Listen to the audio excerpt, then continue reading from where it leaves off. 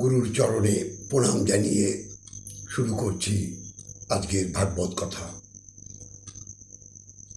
ভগবান শ্রীকৃষ্ণ বলেছেন, বুদ্ধি জ্ঞানম সংমোহ ক্ষমা সত্যং দম সম সুখং দুঃখং ভাব ভাব ভয়ঞ্চ ভয়মেবচ অহিংসা সমতা তুষ্টিস্তপ দানং যশ যশ ভবন্তি ভাবা ভূতানাং মত্ত এব পৃথক বিধা। তাহলে এই সংস্কৃতির অর্থটা হলো বাংলায় বলছে, বুদ্ধি জ্ঞান কর্তব্য বিষয়ে ব্যাকুলতা, দান ক্ষমা সত্য অসত্য, হিংসা অহিংসা, পরনিন্দা পরচর্চা, সৎ অসৎ, জ্ঞান অজ্ঞান,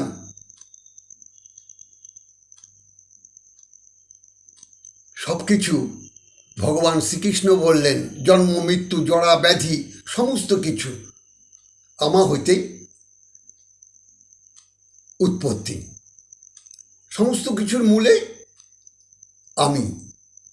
কিন্তু এখানে আলোচ্য বিষয় যে কর্মের দ্বারাই মানুষের সমস্ত কিছু প্রাপ্তি হয়ে থাকে। তো জন্ম মৃত্যু ভয় অভয় হিংসা অহিংসা সমতা দম সম সুখ দুঃখ ভয় অভয় নিন্দা প্রশংসা, তো এগুলো থেকে আমাদের সৎকর্মগুলো বেছে নিতে হবে, যেগুলো সৎশব্দ প্রযুক্ত যে কর্ম সেগুলো বেছে নিয়ে আমাদের সেই পথে আমাদের চলতে হবে। তাহলেই আমাদের সঠিক পথ আমরা বেছে নিতে পারবো, আর সঠিক পথে আমরা চলতে পারবো। এই চলার পথটা যদি আমাদের ভালো হয় তাহলে আমাদের সমস্ত মঙ্গল, অর্থাৎ মঙ্গল তো সব নিজের কাছে, কিন্তু অমঙ্গল ডেকে আনি আমাদের কর্মফল বিরূপ হলে, কর্ম যদি আমাদের বিরূপ হয়, অর্থাৎ শুভ কর্ম যদি না হয়, অশুভ কর্মের ফল আমাদের ভোগ করতে হয়। তাই ভগবান সব কিছুরই দাতা তিনি, কিন্তু কর্মটা আমাদের উপর ছেড়ে দিয়েছেন, যে কর্ম দ্বারাই আমাদের ফলের মধ্যে আমাদের প্রবেশ করতে হবে। ফলের চিন্তা না করে আমরা কর্মের মধ্যে আবদ্ধ হব, সৎশব্দ প্রযুক্ত যে কর্ম, এইভাবে আমরা নিজেকে এই মানব সভ্যতার পথে এগিয়ে যাব।